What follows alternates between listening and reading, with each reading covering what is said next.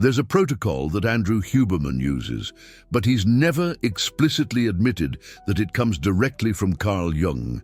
And it's not a protocol about dopamine stacking or sunlight exposure or even sleep hygiene. It's something far more profound, something that explains why so many people perfectly optimize every measurable aspect of their lives, and yet still wake up every morning feeling an inexplicable emptiness. An emptiness that no biomarker can capture. An emptiness that no supplement can fill. An emptiness that grows proportionally to the level of optimization achieved. And the most disturbing part? This emptiness isn't a bug in the system. It's a signal, a neural alarm indicating that you're building an optimized version of yourself by eliminating the very parts that make life meaningful. Back in 2018, an unpublished study from Huberman's lab at Stanford University started to document a rather disconcerting phenomenon. They were tracking a group of 40 participants, each of whom had implemented comprehensive optimization protocols: morning sunlight, timed exercise, dopamine control, precise supplementation, optimized sleep. All the biomarkers improved dramatically. Testosterone, cortisol, systemic inflammation, heart rate variability, everything within the ideal range. But there was a problem. Life satisfaction scores plummeted, anxiety increased. And one specific symptom started appearing in reports from almost every participant: a sense of emptiness, a lack of meaning, of living a technically perfect but emotionally dead life. The researchers were perplexed. How could improving all the biological markers lead to a worsening of psychological well-being? Then someone on the team who had studied Jung asked a different question. What if this emptiness isn't a failure of the protocols, but an inevitable consequence of how they're being used? What if optimization, when applied without an awareness of the shadow self, is a sophisticated form of psychological warfare that creates biological success, but existential fragmentation? Carl Jung identified this pattern way back in 1928, decades before biohacking was even a concept. He observed patients who were masters of conscious control, rigorous discipline, methodical refinement of every measurable aspect of their lives. And they all shared the same symptom: existential emptiness, not clinical depression, not pathological anxiety, but a deep and persistent feeling that something fundamental was missing, even when everything externally appeared perfect. Jung called this the cost of shadow self-denial. The psychological price of building an identity based only on the aspects of yourself that you consciously approve of, while systematically eliminating everything else. And here's the mechanism that makes this inevitable.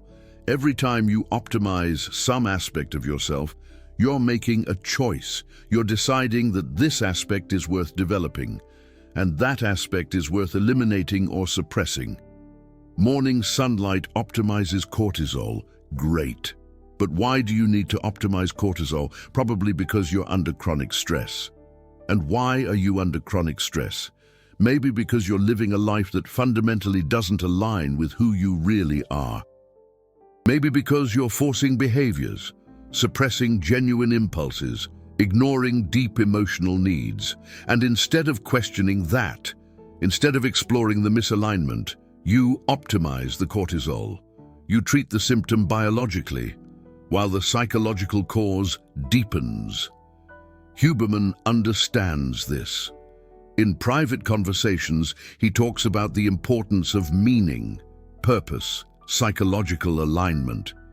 But publicly, the focus is on measurable protocols, because they're easier to communicate, easier to implement, easier to validate scientifically.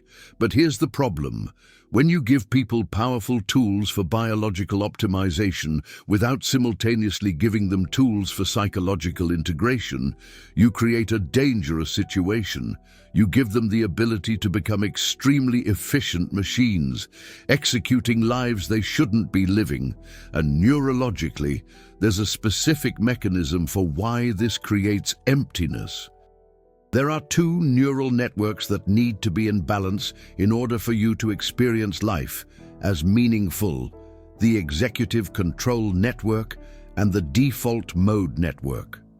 The executive control network, centered in the dorsolateral prefrontal cortex, is responsible for discipline, control, optimization, goal execution. The default mode network, involving the medial prefrontal cortex and the posterior cingulate cortex, is responsible for autobiographical reflection, meaning-making, integrating experiences into coherent narratives, connecting with deep values. When you're in total optimization mode, you're maximizing activation of the executive control network and suppressing activation of the default mode network. You're constantly in executive mode, doing, optimizing, measuring, improving, and you're avoiding reflective mode, being, feeling, questioning, integrating. And here's the neurological problem. The default mode network is where your sense of self is constructed. It's where you process who you are, what matters to you, how your experiences connect with your identity. When you chronically suppress this network in favor of constant execution, you literally prevent your brain from building a coherent autobiographical narrative. You become a machine executing protocols without an integrated self experiencing the life. And that explains the emptiness. It's not chemical depression, it's absence of self. It's the experience of optimizing a life without having an integrated identity living that life. And the more you optimize, the worse it gets. Because each cycle of optimization requires more suppression of the default mode network, more executive control, more focus on external metrics instead of internal experience. You are literally becoming more empty the more optimized you get. Jung said that individuation, the process of becoming psychologically whole, requires the opposite of optimization. It requires integration. And integration means including parts of yourself that you consciously reject. It means giving space for impulses that don't fit the optimized image you're building. It means allowing the shadow self, the denied and repressed aspects, to have a voice. Not to act on them blindly, but to recognize them consciously and integrate them in a way that makes you more complete instead of more fragmented.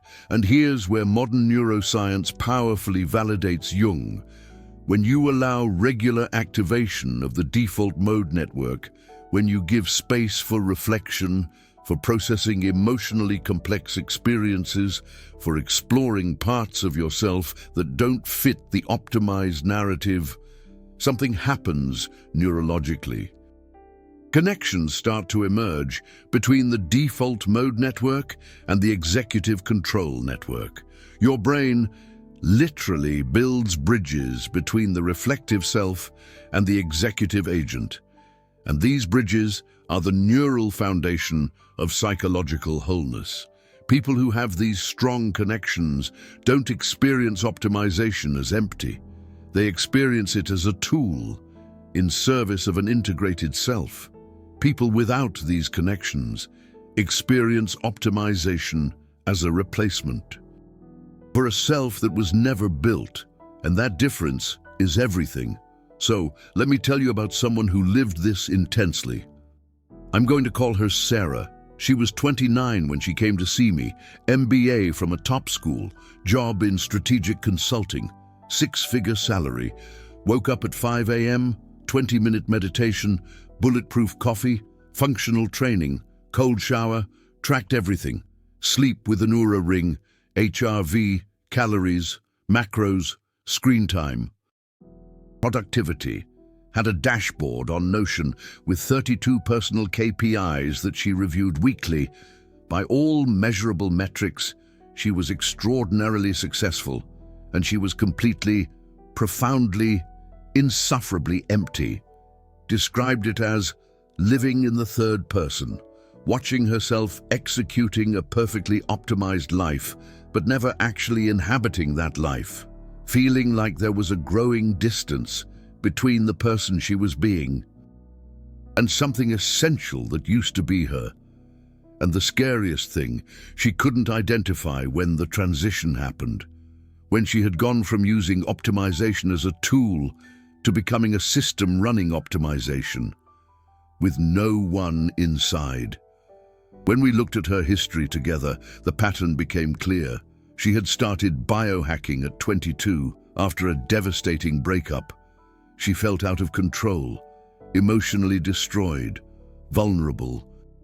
Optimization offered something appealing, a way to regain control, to transform emotional chaos into manageable metrics, to replace vulnerability with discipline, and it worked. She felt better, stronger, more in control, so she optimized more and more. And each cycle of optimization required suppressing more emotional content, more vulnerability, more of the parts of her that felt out of control, but that were genuinely her. In 7 years, she had built an optimized version of herself that was impeccable in every metric and had systematically exiled every part of her that didn't fit that image. The chaotic creativity she had when she was younger, the sarcastic sense of humor that wasn't professional, the willingness to be in messily intimate relationships instead of efficiently functional ones, the ability to waste an entire afternoon without doing anything productive. All of this was categorized as not optimized and systematically eliminated, and now her shadow self was collecting its dues. The emptiness wasn't a lack of achievement, it was grief. Grief for the parts of herself that were sacrificed on the altar of optimization. And her nervous system was signaling this, in the only way it knew how, through a visceral, inescapable sensation that something fundamental was missing, even when everything was technically perfect. The work we did wasn't to add more protocols. It was the opposite. It was creating deliberate space for non-optimization, to allow exiled parts of her to emerge. And that was terrifying for her initially, because these parts felt like weakness, like regression, like everything she had worked years to eliminate. But when she finally gave space for them, when she stopped warring against unoptimized aspects of herself, something extraordinary happened. The emptiness started to fill, not with more achievement or success, with presence, with the feeling that she was actually inside her life, instead of just executing it. And interestingly, her biomarkers didn't get worse. Some got better. Her heart rate variability increased significantly. Her sleep got deeper, even sleeping fewer hours, because she wasn't spending massive neural energy on psychological civil war anymore. She was integrating, not fragmenting.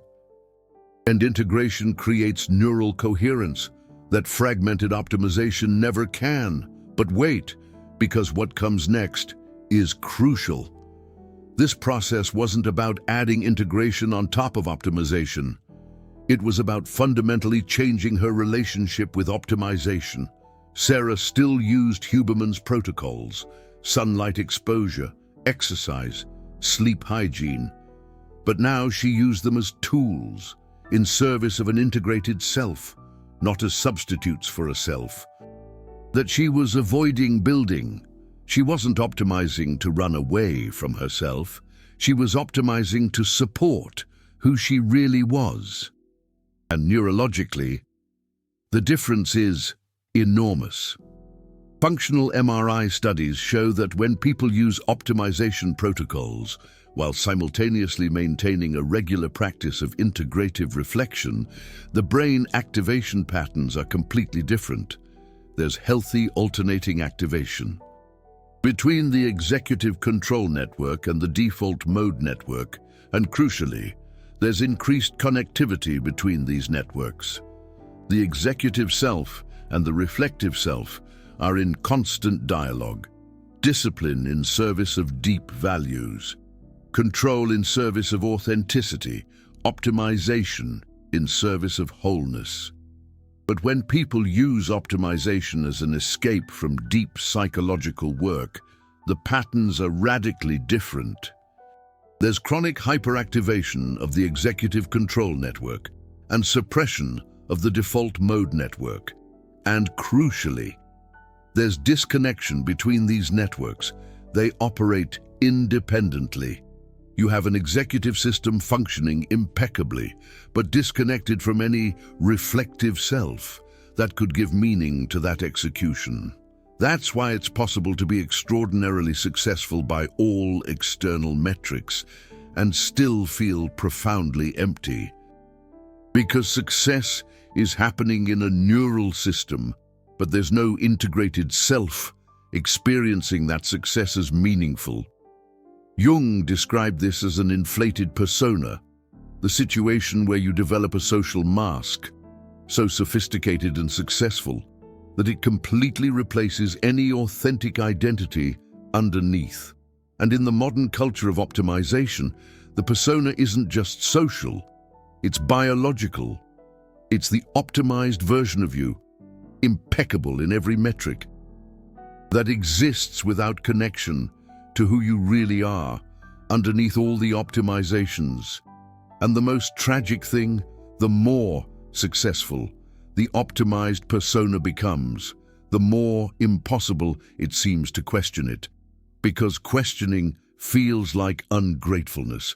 You have everything you should want, perfect biomarkers, measurable success, maximum efficiency. How can you complain? How can you say you feel empty when externally everything is perfect? So you don't say anything.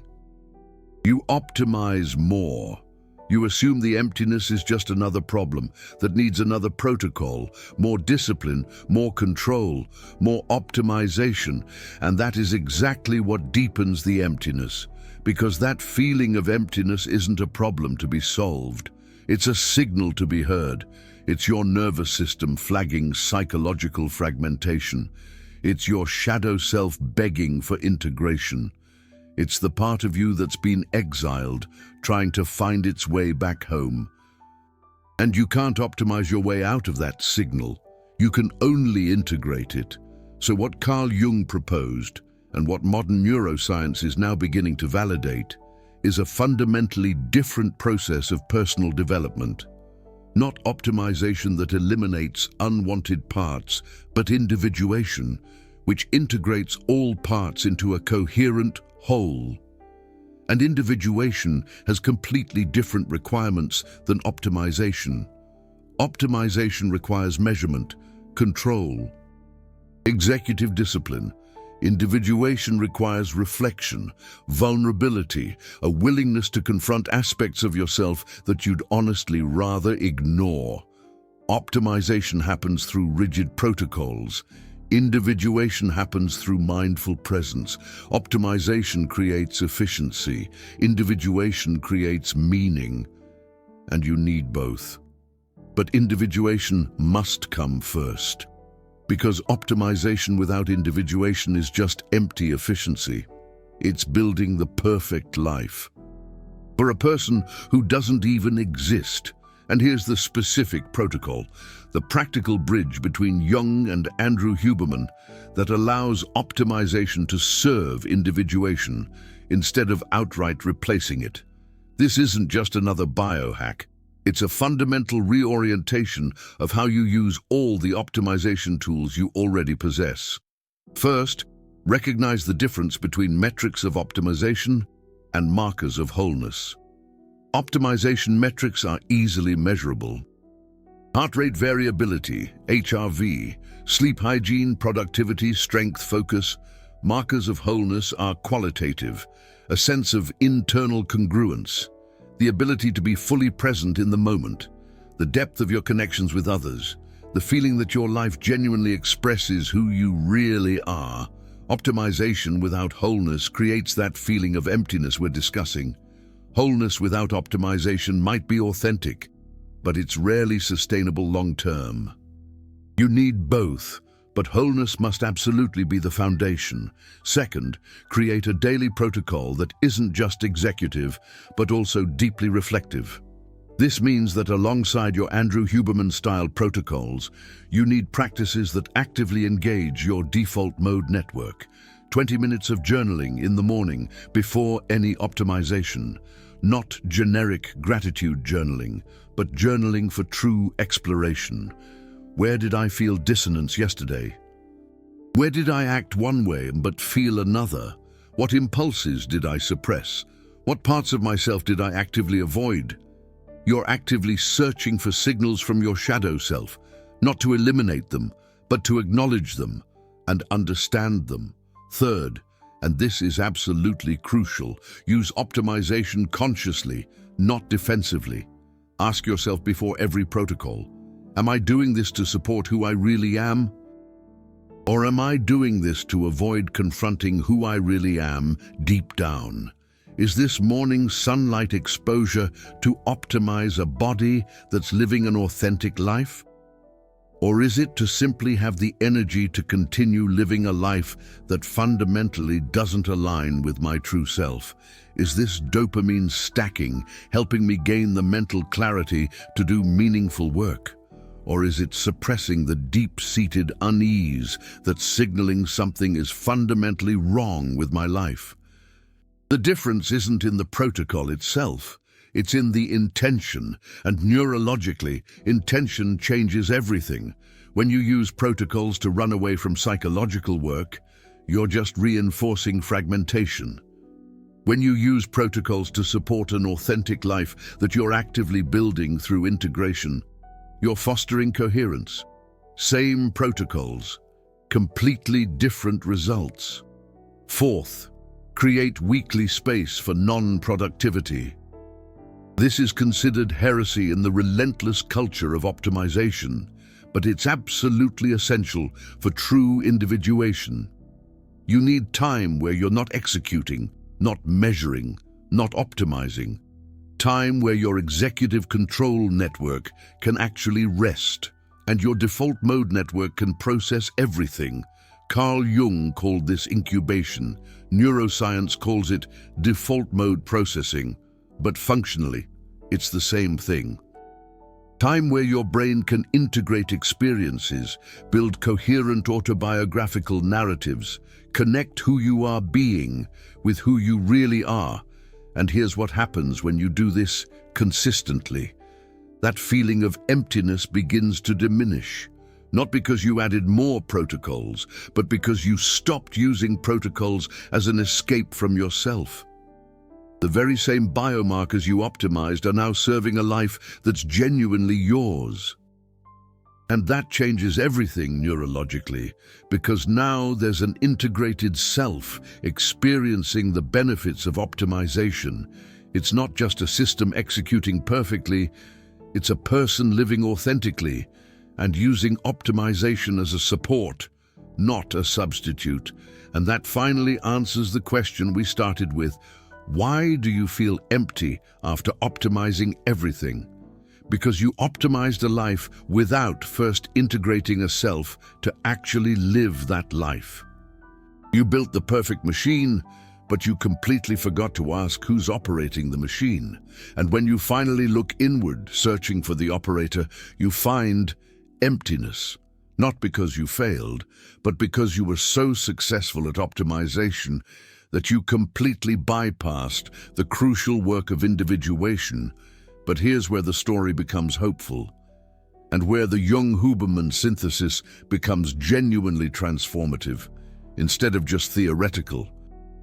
Because that feeling of emptiness, however painful it might be, is reversible. It's not permanent damage. It's a signal of something that can absolutely be recovered. And the recovery process doesn't require abandoning optimization entirely. It requires recontextualizing it within a larger framework of human development. Let me show you how this works in practical detail. When Ashley started this work, she was afraid that integrating her shadow self would mean losing everything she had painstakingly built. That giving space to the non-optimized parts of herself would mean regressing, losing discipline, reverting to the emotional chaos she had escaped back in her early 20s. But what actually happened was completely different. She maintained her core Andrew Huberman protocols. Sunlight exposure in the morning because it genuinely made her feel better. Exercise because she genuinely enjoyed it, not just for pure performance gains. Optimized sleep hygiene because quality rest was simply non-negotiable for her, but she changed how she related to those protocols. They were no longer armor against vulnerability. They were support for a more authentic life that she was consciously building. And here's the absolutely crucial detail.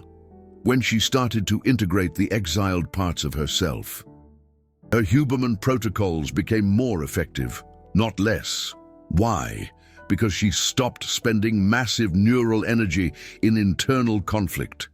The same dopamine, the same cortisol, the same testosterone, but now operating in a nervous system that wasn't at war with itself. And the biological efficiency of an integrated system dramatically outstrips the efficiency of a fragmented system, no matter how highly optimized it might be. Recent fMRI studies at Stanford University have directly demonstrated this. When participants with high optimization but low integration undertake a challenging cognitive task, their brains show intense activation, but also massive neural interference. Many regions activate simultaneously, competing for resources, creating chaotic patterns. It's like having a car with a powerful engine, but a broken transmission. A lot of energy, but little efficiency.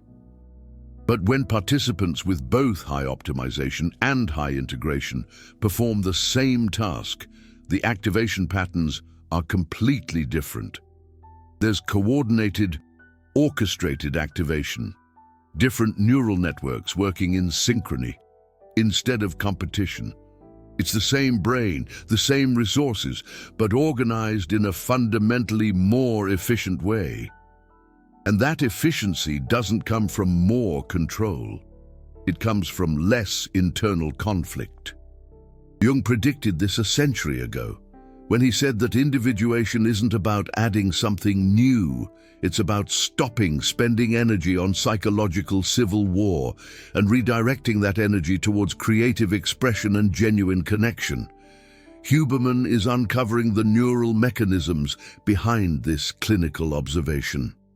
And the synthesis of the two creates a protocol that is both biologically validated and psychologically transformative. So let me give you the specific steps, the complete integration protocol that works in parallel with your existing Huberman dopamine stacking, sunlight exposure, and sleep hygiene protocols. Step 1, shadow mapping. Every morning, before any optimization, you spend 10 minutes answering 3 questions in a journal. What part of myself did I suppress yesterday? What impulse did I judge as unacceptable? Where did I feel like I was performing instead of being myself? You're not deeply analyzing, you're just noticing. You're creating data on your patterns of repression. Step 2, consciously contextualized Huberman protocols. You do your sunlight exposure, your exercise, your normal routines. But before each one, you take a 10-second micropause and ask yourself, am I doing this to support authenticity or to avoid it? The question alone changes the neurology. You're forcing simultaneous activation of your executive control network and your default mode network. You're building the missing neural bridges. Step 3, the afternoon integration window. Between 3 and 5 p.m., when there's a natural dip in cortical energy, you dedicate 30 minutes to active shadow work. You review what you noticed in the morning, and then you engage in Jungian active imagination. You choose an impulse that you repressed, a part of yourself you've exiled, and allow it to appear in your imagination as an image or feeling. You don't try to change it. You just observe it with curiosity. What form does it take? What emotion does it carry? What is it trying to communicate? This sounds mystical, but neurologically, it's very specific. You're creating simultaneous activation of deep limbic structures, allowing emotional material to emerge, and the medial prefrontal cortex, maintaining and observing awareness. It's direct neural training of the bridges between your emotional system and your reflective system. It's targeted neuroplasticity applied to the most important work, building an integrated self. Step 4. Integrative evening review. The last 15 minutes before sleep, you do a gentle review of the day.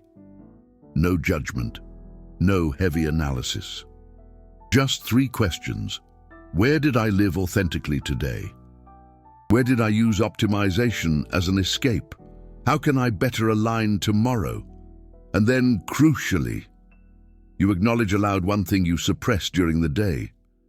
I acknowledge that I felt anger and didn't express it. I acknowledge that I forced enthusiasm when I was tired. I acknowledge the impulse I judged as weak. This nightly acknowledgement fundamentally alters processing during sleep. Remember the studies I mentioned in the first video? When you consciously acknowledge shadow content before sleep, your prefrontal cortex remains partially active during nocturnal limbic processing. Instead of blind consolidation of repression, you get supervised integration. Your brain processes the material, but now with participation from higher awareness structures. And if you do this consistently, not for a week, but for months, what starts to happen is profound. The existential emptiness diminishes. Not because you filled it with more achievements or protocols, but because an integrated self has begun to emerge. The exiled parts come home, and when they come home, they bring energy, creativity, vitality that was blocked when they were repressed. Sarah described it as waking up from psychological anesthesia. For years, she had been technically conscious, but emotionally numb. And slowly, through consistent integration work, the anesthesia began to lift. She began to feel more, not just positive emotions, everything. Genuine anger when something was unfair, real sadness when there was loss, spontaneous joy when something was funny, honest boredom when something was boring.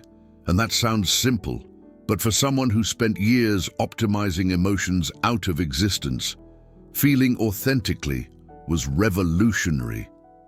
And with authentic feeling came authentic choice. She started making decisions based on who she really was, not who the optimized version of her should be. She changed jobs to something that paid less but was meaningful. She left relationships that were efficient but empty. She started creating art, something she'd abandoned at 22 because it wasn't productive, and her biomarkers.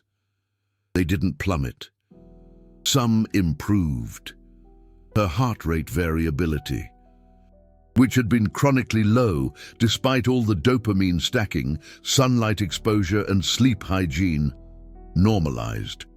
Her morning cortisol, which she had artificially optimized, regulated itself naturally. Her sleep, which had been technically adequate but not restorative, deepened. Because she was no longer using optimization as warfare, she was using it as support for an authentic life. And here's the data point that changed my perspective completely when measured 6 months later. the group of people who had added integration practices to their optimization protocols, outperformed the group that only optimized on practically every metric. Not just psychological well-being, which was expected, but also pure biomarkers. Higher HRV, lower systemic inflammation, healthier cortisol response, improved neuroplasticity measured through new task learning. How? Because an integrated nervous system simply works better than a fragmented system. Same protocols, same supplements, same exercise, but applied to an organism that isn't at war with itself. And the resulting biological efficiency surpasses what pure optimization can achieve. Jung was biologically right, even without having the technology to prove it. And Huberman is providing the proof. Even if publicly he focuses on simpler protocols, and you've just uncovered something that practically no one is talking about: the true cause of the post-optimization emptiness and the specific protocol to heal it. This synthesis of Jung and Huberman has taken years to build, connecting deep psychology with cutting-edge neuroscience in a way that neither field does alone. If this revelation has shifted something for you, if seeing the connection between optimization and psychological fragmentation has clarified your own emptiness, consider using the super thanks. It's not just support, it's you voting for this work of synthesis to continue. It's you saying that deep connections between psychology and neuroscience matter more than superficial protocols. When you click that golden heart, you're funding the next revelation that academia keeps separate. You're not just a consumer of content. You're part of a movement of knowledge integration, and every super thanks strengthens that movement. And now, the most important question. What's really at stake isn't just your well-being or your biomarkers. It's the fundamental question of how you're going to live. Are you going to continue optimizing an empty life, accumulating perfect metrics while the emptiness grows? Or are you going to do the harder, but infinitely more rewarding, work of integrating a self, of bringing the exiled parts back, of building a life that's not just optimized, but authentically yours? Jung said that the greatest tragedy isn't dying, it's living an entire life as someone you're not. It's spending decades building an optimized version of yourself that has no connection to who you really could have been. And in the modern era of biohacking, that tragedy has become not just possible, but encouraged. You can now create a biologically perfect persona that completely replaces any authentic self. And here's the warning that Jung would give if he were alive today. You cannot biohack your way out of an inauthentic life. You cannot optimize a solution to existential fragmentation. You can improve every biomarker and still live in profound emptiness. Because the emptiness isn't biological, it's existential. It's the cost of denying who you really are in favor of an optimized version that you think you should be. But here's the hope. It's not too late. The emptiness isn't permanent damage. It's a signal. It's your nervous system literally screaming that something is wrong, that you've built a life for the wrong person. And when you finally hear that signal, when you stop trying to optimize it out of existence and start to explore it with curiosity, something opens. The exiled parts start to come back. The emptiness starts to fill, not with more protocols, but with presence, with the feeling that you're finally living your own life. Huberman's protocols are powerful tools, but they're tools in service of something bigger. Use them to support an authentic life, not to replace the work of building that authenticity. And remember, optimization without individuation is just empty efficiency. But individuation with optimization is sustainable transformation. So here's my question for you, and be brutally honest. Are you optimizing to support who you really are, or to avoid discovering who you really are. Share your honest answer in the comments, because that question changes everything. And when you answer in public, you create accountability to really investigate the answer. If you've made it this far, you've done something that few do. You've looked directly at the possibility that your emptiness isn't a problem to be optimized, but a signal to be heard. And that's already integration beginning. Continue that work. Use the protocols, but use them in service of a life that is authentically, undeniably, completely yours.